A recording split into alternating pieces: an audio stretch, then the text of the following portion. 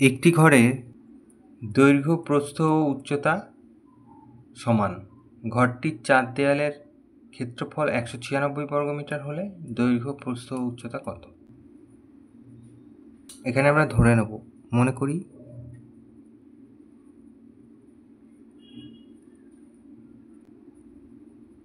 ঘরটির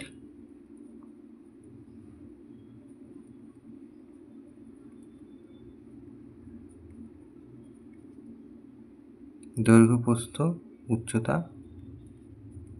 উচ্চতার প্রত্যেকটি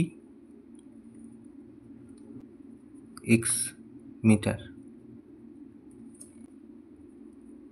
প্রশ্নানুসারে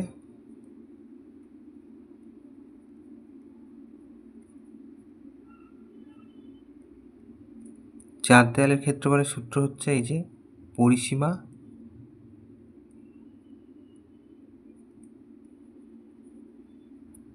এই যে 2 গুণ দৈর্ঘ্যযুক্ত প্রস্থ, এটা পরিসীমা, আর তার সাথে উচ্চতা গুণ করতে হয়।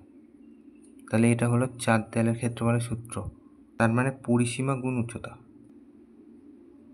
এটা কত দেওয়া আছে? 196। তাহলে এখান থেকে 2x, 2 দুগুণে 4x গুণ x সমান সমান 196,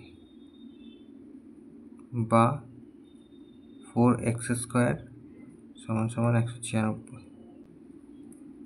বা x স্কোয়ার সমান সমান 4 দিয়ে 4 4 16, 4 9 36, বা x সমান সমান এদিকে 49-এর বর্গমূল হয়ে যাবে। স্কোয়ার উঠে গেলে অন্যদিকে বর্গমূল হয়ে যায়। তাহলে x সমান সমান 7। তাহলে আমরা ধরেছিলাম দৈর্ঘ্য, প্রস্থ, উচ্চতার প্রত্যেকটি হচ্ছে x মিটার। তাহলে অতএব ঘরটির দৈর্ঘ্য ও প্রস্থ ও উচ্চতার প্রত্যেকটি 7 মিটার। এটা উত্তর।